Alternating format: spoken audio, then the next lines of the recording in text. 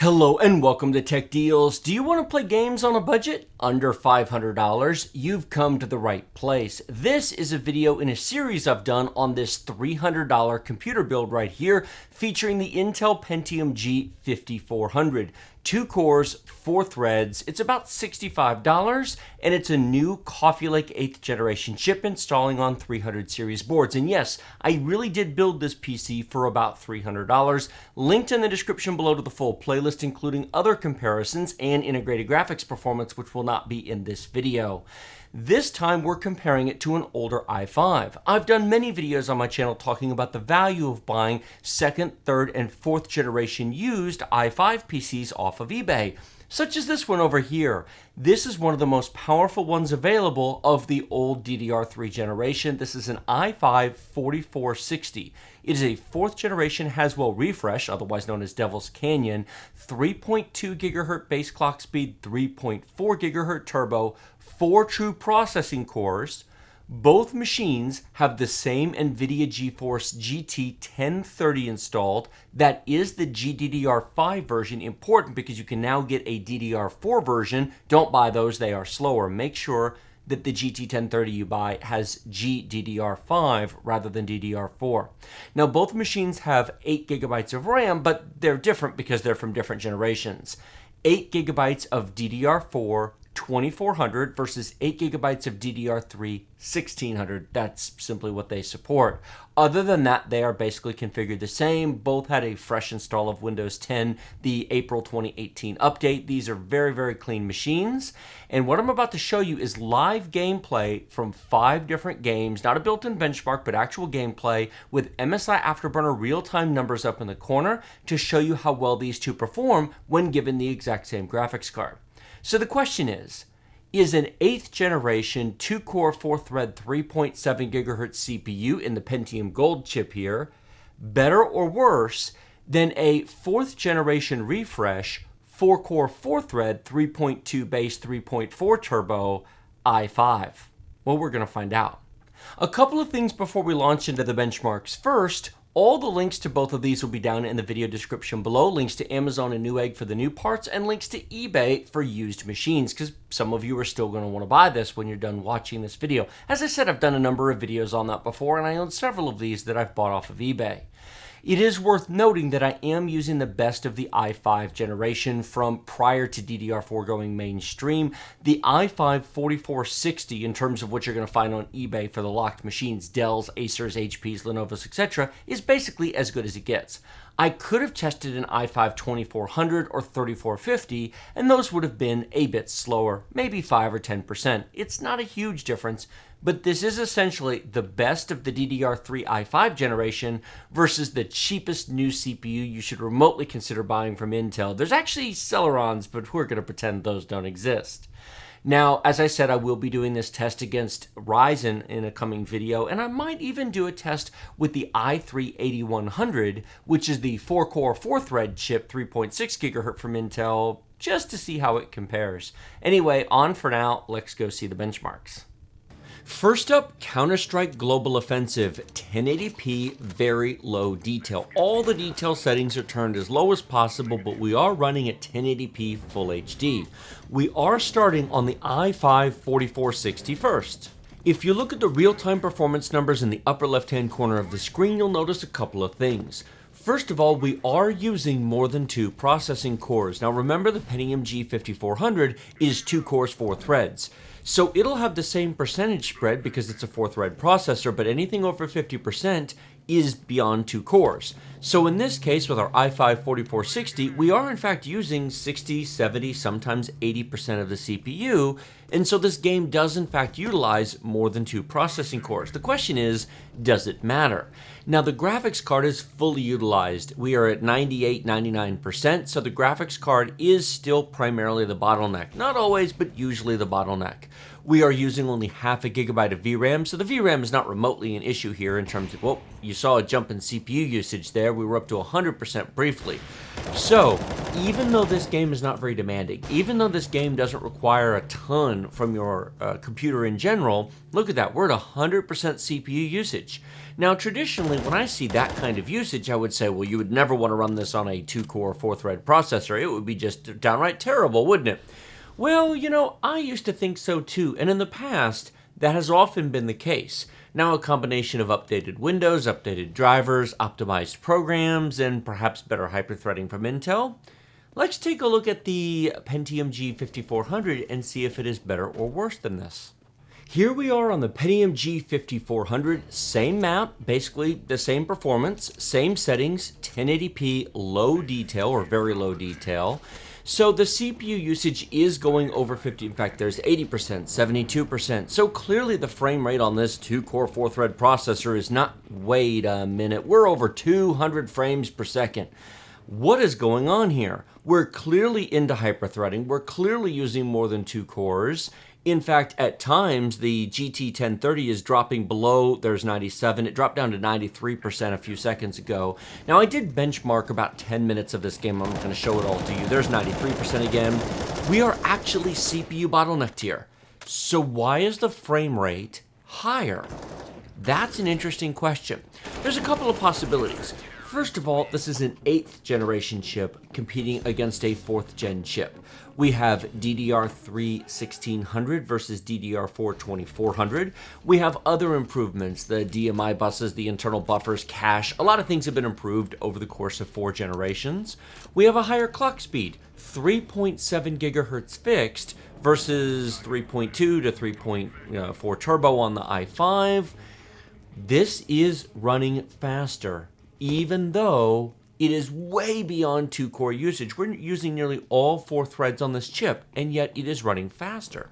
I have to admit, before I benchmarked this, I didn't expect this result. The Pentium G5400 averaged 180 frames per second versus 132 frames per second on the quad-core i5-4460.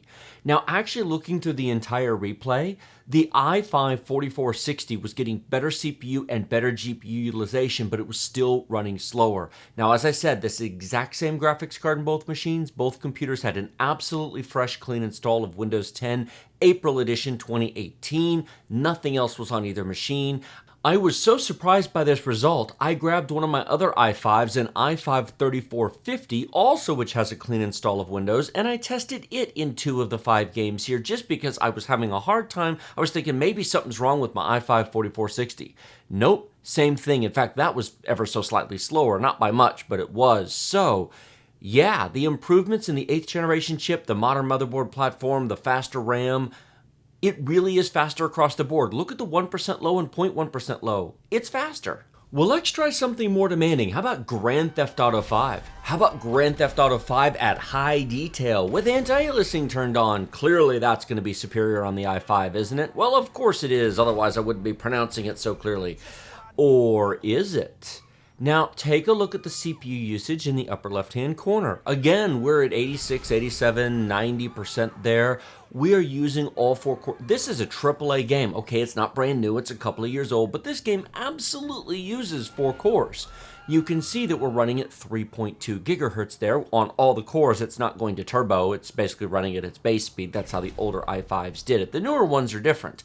An i5-8400, for example, when it's running on all 6 cores, runs at 3.8 gigahertz. So the turbo has been vastly improved in recent years. These older chips didn't turbo when they were on all the cores.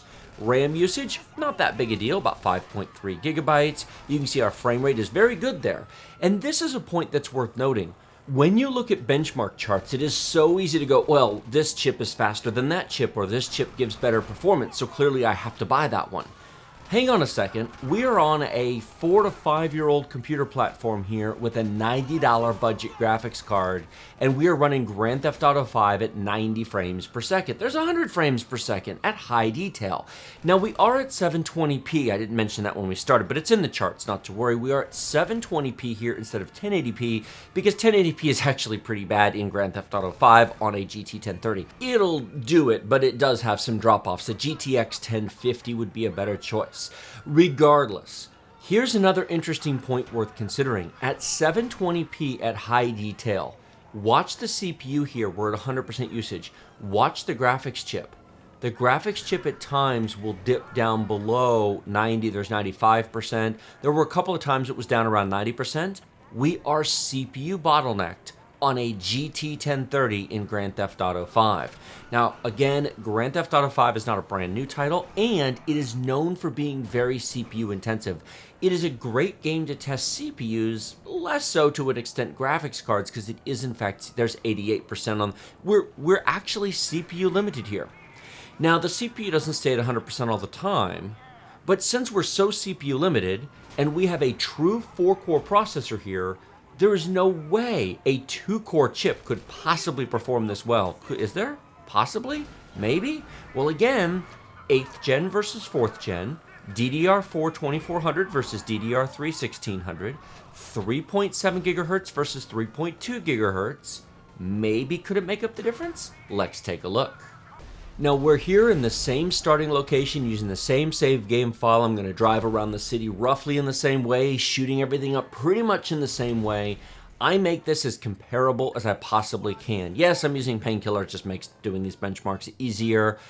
So we are more CPU limited here. Take a look at the GT 1030. It's already dropping down into the 80s. So clearly that there's 79%, 100% CPU bottlenecking. Terrible choice, right? Maybe. We're still at 85 frames per second. There's 80 right there. That's not bad. If you're on a budget, if you want a new platform, the fact that we are still getting 80 plus frames per second on a 2-core Pentium G chip is remarkable.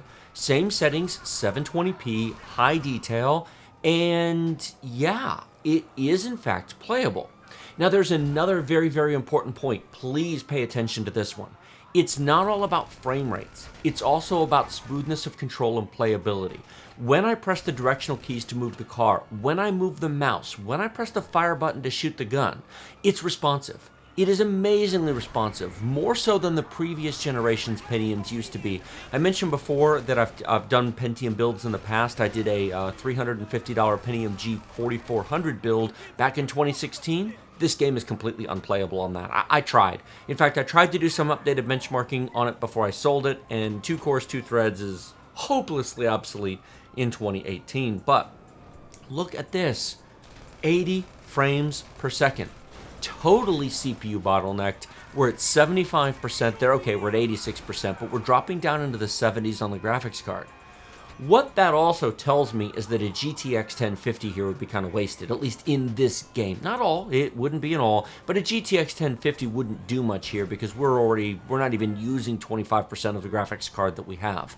Now, if you wanted to play at 1080p, that wouldn't be the case. Then a GTX 1050 would come into more use. Still, it would be interesting to see what the difference is between this 2-core 4-thread Pentium G5400 is versus an i3-8100 true 4-core chip at 3.6 gigahertz, same platform, same motherboard, same install, same everything. I may have to do that. Whoa, wicked cool jump. All right, benchmark time. This result blew me away. This is the other game I went back and double checked on the i5-4460 because I just didn't believe that they were going to be this close. I was shocked. 78 frames per second average on the G5400 versus 80 on the i5-4460. That's a rounding error. These are identical in performance. Keep in mind, it's open world gameplay, not built-in benchmarks. Just a little bit of driving difference, a little bit of traffic difference will account for that kind of difference. The 1% low is identical, 55 and 55. However, notice the 0.1% low was actually better on the G5400, 48 versus 42. Again, this can just be caused by where I was benchmarking, but I gotta say, the Pentium G5400 is, in most respects, snappier and more responsive, even if it's not always as quick in terms of raw compute power as an i5-4460 is. I was absolutely floored by this result. Never would have expected it. Moving on to League of Legends, 1080p, very high detail. This will be quick because it's fairly self-explanatory. Look at this, we're at 140, 150 frames per second.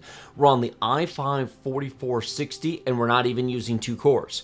If we're not even using all 2 cores on the i5, then a Pentium G5400, 4 generations newer with a higher clock speed and higher RAM, is going to be faster. Spoiler alert, it's faster. This should shock nobody whatsoever.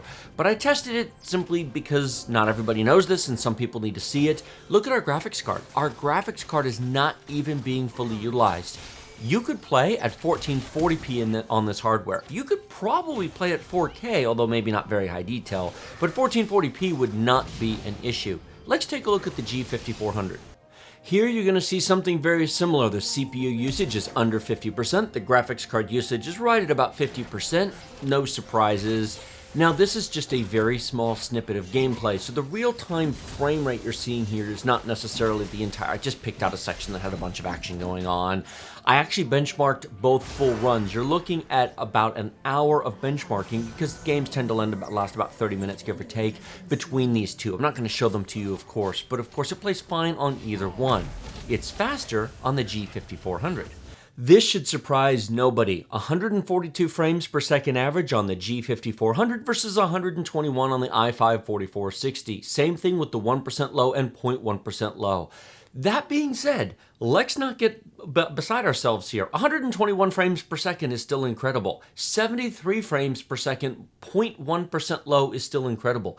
If you have a 5-year-old i5, if you have a 7-year-old i5, of course you can play League of Legends, it's just fine. You can play at 1440p even with the GT 1030.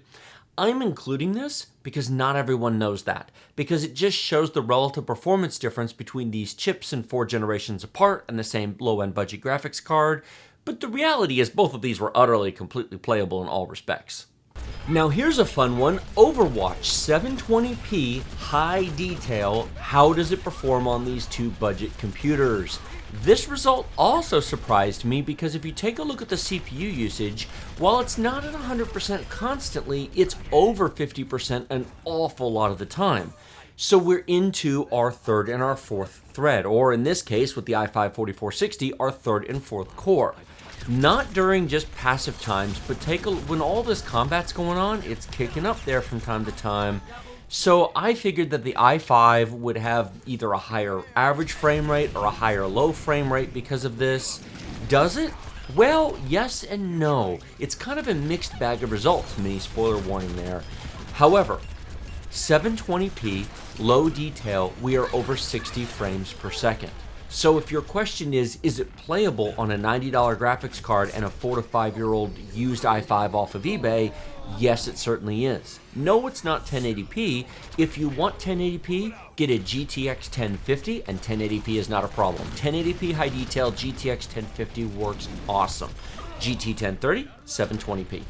Now moving over to the G5400, you can see that the CPU usage is higher. We only have 2 cores, 4 threads, but you'll notice that our frame rate is maybe better on a 2-core chip in 2018.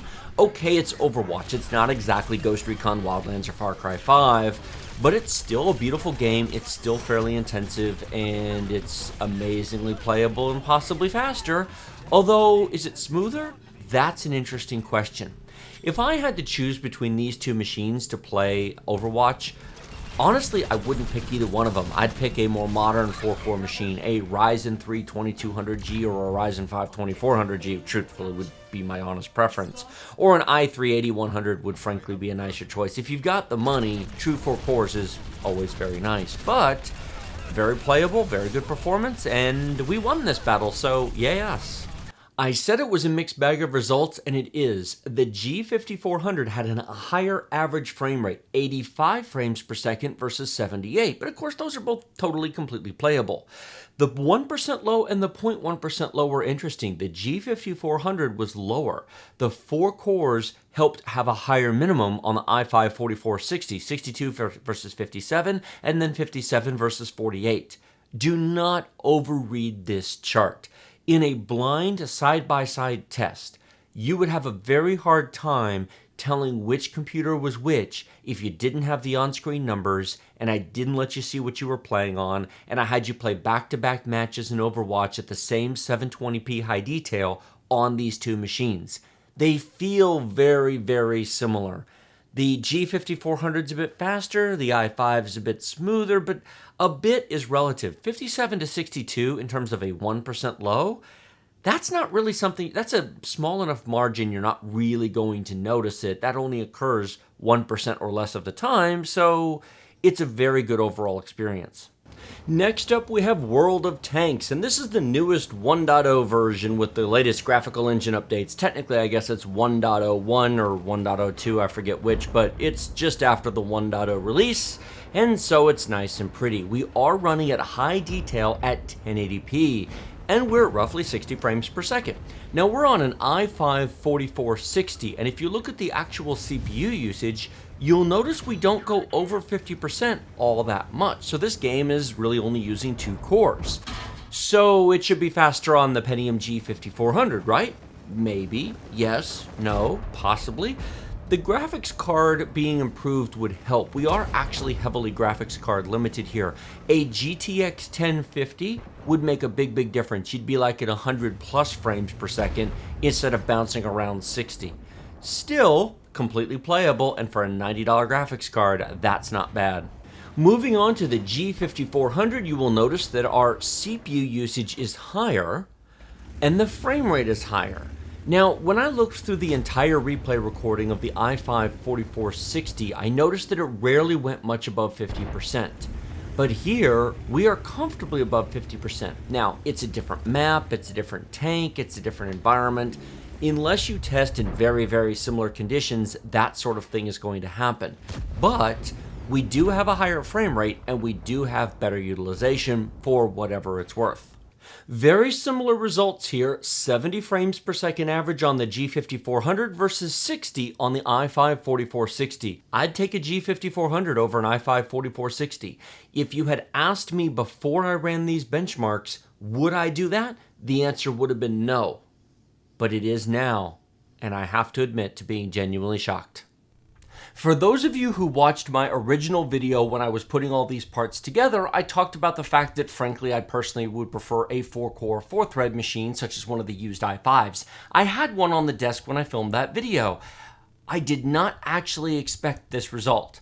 This surprised me. With the exception of Grand Theft Auto 5, which essentially was a tie across the board, the Pentium G5400 was faster than an i5-4460. Now, it is true that in pure multi-threaded benchmarks, an i5-4460 is faster than a Pentium G5400. If you're running Cinebench, if you're just doing that kind of stuff, well, yeah, of course, it's got 4 true processing cores. 4 threads is not 4 cores. However, 3.7 gigahertz versus 3.2 to 3.3, combined with 4 generations of instruction per clock cycle improvements, combined with DDR4 2400 versus DDR3 1600, clearly have taken their toll. I would like to point something else out that doesn't show up in these benchmark charts. Using Windows, launching games, running updates. The Pentium G is snappier. It is faster. It feels quicker.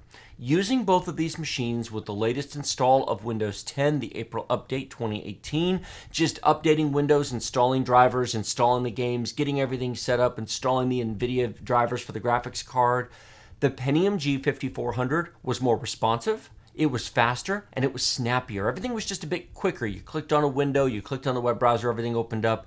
The i5, it may be theoretically faster in a pure multi-threaded environment. I gotta say, it's not the clear-cut winner in any scenario. The responsiveness and the speed of the modern platform genuinely surprised me, even for a 2-core chip. Now, as I said before, I'm going to be doing a comparison against Ryzen 3 2200G. I'm probably also going to do the i3-8100 because it combines modern platform, modern chip, and 4 true processing cores.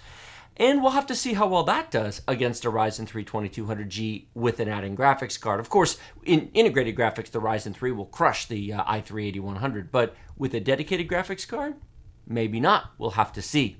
In any case, as I said before, everything discussed here will be linked down in the video description below. And speaking of which, like this video if you like it, share it with your friends if you loved it. Remember to subscribe with that big, huge red button directly below. Questions, comments, and thoughts down in the comment section below. And of course, the video description has all the links to Amazon, Newegg, and eBay. If after watching this, maybe you find yourself a really good deal on an i5. It's not bad by any stretch of the definition. It's a great machine. Just I would want to pay less for one than maybe originally thought. If you can get one for $100, it would be a better deal. 150 to 200, maybe it's time to consider skipping them at those prices. Thanks so much for watching. I'll see you next time.